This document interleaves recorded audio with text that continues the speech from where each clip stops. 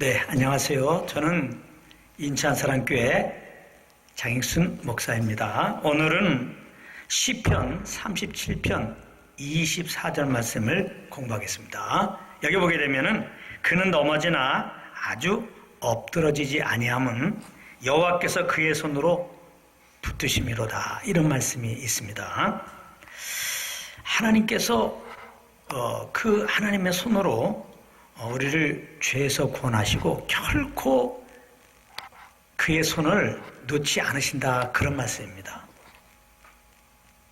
그러니까 이 말씀은 구원의 안전보장되는 말씀이에요. 이 말씀을 우리가 아는 게 굉장히 중요합니다. 하나님께서 십자가에서 죽으시고 부활하신 예수님을 이제 우리에게 은혜를 베푸셔서 구주로 알게 하시고 그 예수님을 구주로 믿게 하시고 우리를 죄에서 구원하신 것입니다.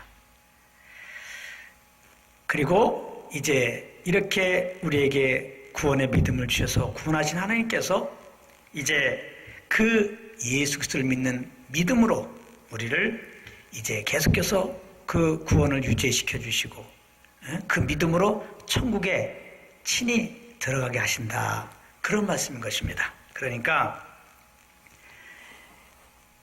주님의 손이 이제 우리를 꼭 붙이신다, 이 말씀이야말로 구원의 안전보장 말씀이니까 우리는 이 말씀을 붙들고 신앙생활을 해야 돼요.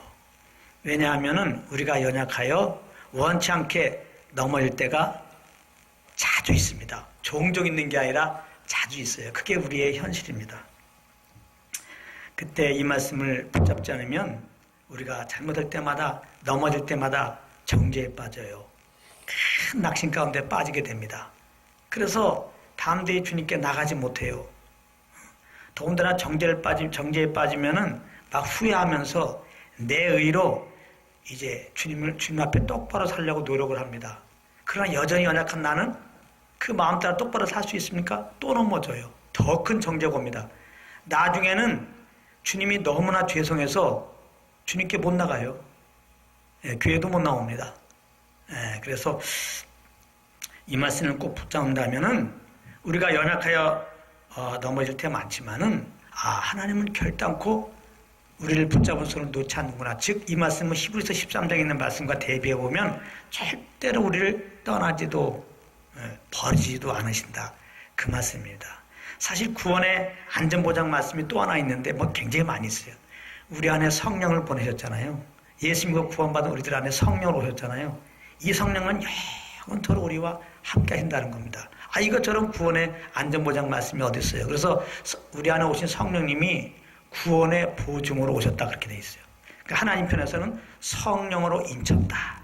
우리를 구원하시고 성령을 보내신 것이 성령으로 인쳤다, 이렇게 표현해요. 다시 말하면 너는 내 자녀다. 그러니까 철저하게 이제 하나님이 우리를 보호해 주시고 자기 것을 삼으셔갖고 우리를 지키고 인도하시겠다는 그런 말씀입니다. 그러니까 우리가 연약하게 넘어질 때 낙마할 게 아닙니다. 절대 낙마할 게 아니에요. 절대로 우리가 잘못했을 때 정죄받으면 안 돼요.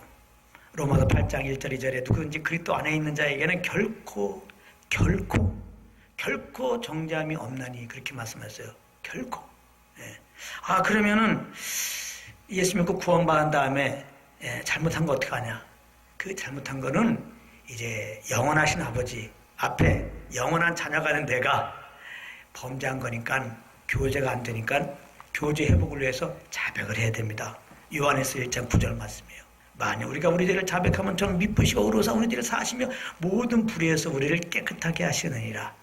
자백하는 겁니다. 정직하게 자백합니다. 이 자백이라는 의미는 이 죄인이, 범죄자가 있는데 형사 앞에서 그 잘못한 것이 다 이제 드러났어. 그래서 그 앞에서 솔직하게 그냥 죄를 토해놓는 겁니다. 그러니까 정직하게 성령님께서 우리가 잘못한 거 지적해 주잖아요. 그러면 성령님 다음 따라 잘못됐습니다, 이렇게 자백하면 됩니다. 그리고 죄를 범하면 정죄감이 오거든요. 이 정죄감을 어떻게 이기는가? 말씀으로 이기는데, 자백하면 주님이 나의 죄를 다 용서하신다, 깨끗하게 하셨다는 말씀을 믿는 믿음으로 이기는 겁니다. 예, 그래서 우리가 자백했다면 여전히 우리 손을 지금 붙들고 계신 거예요. 하나님은. 예, 여전히 우리를 넘어지면 다시 일으켜 세우고 계신 거예요. 예, 그러니까 하나님께 자백했다면 여전히 우리 손을 붙들고 계시고 다시 일어나라고 지금 일으키시는 주님의 손길에 이끌려서 일어나시면 되는 거예요. 예, 그래서 주님의 손에 이끌려가면 되는 겁니다. 가늠하다 잡힌 여인에게 예수님이 나도 너를 정죄하지 않으니, 그리고 뭐라고 말씀하셨어요? 다시는 죄를 범치 말라. 이 말은 가늠하다 잡힌 여인아, 내가 이제 너를 용서했으니까, 넌 구원받았으니까 너 의로 똑바로 다시는 죄를 범치 말고 살아, 이렇게 하라는 얘기입니까? 그러면 그 여인은 또 죄를 범해요. 그 말이 아니고 내가 너를 이제는 구원의 손으로 붙들고 너를 붙잡고 있으니까 네 마음대로 살지 말고 그냥 내가 너를 이끌어갈 테니까 나를 내 손에 이끌려 살아라, 그 말이에요. 성령에 이끌려 살아라. 그게 그 말입니다. 예. 그래서 예수 믿고 구원받은 우리들은 어떻게 살아야 되느냐? 성령님에 이끌려 살면 되는 거예요. 그러면 육체 욕심을 유지 아니하여. 예. 성령에 이끌려 사는 것이 율법의 요구를 이루는 하나님의 그 사랑을 나타내는 그런 삶이 되는 겁니다. 결과적으로는 구원도 내가 하는 게 아니에요. 예수님을 의지해서 구원받는 거예요. 구원받은 다음에 구원에 합당한 삶, 하나님을 기쁘게 하는 삶은 역시 우리가 하는 게 아니에요. 성령에 이끌리면 성령님은 하나님을 기뻐하는 그런 삶으로 인도하시니까 이제 예수 믿고 구원받은 우리들은 성령을 쫓아 사는 것입니다. 하나님은 잘 생각해보세요. 우리가 죄인 됐을 때에 우리를 구원하신 그분이에요. 우리가 연약함을 알고서 부르신 분입니다.